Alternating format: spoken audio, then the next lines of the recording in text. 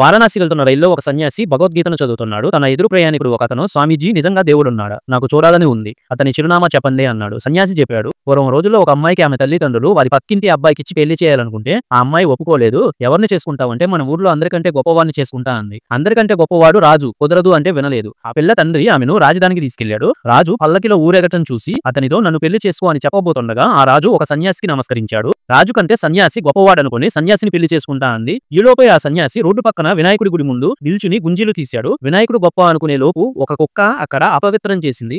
ఆ కుక్కే గొప్పదని అనుకుంటే మళ్ళీ ఒక పిల్లాడు ఆ కుక్కని రాయితో కొట్టాడు.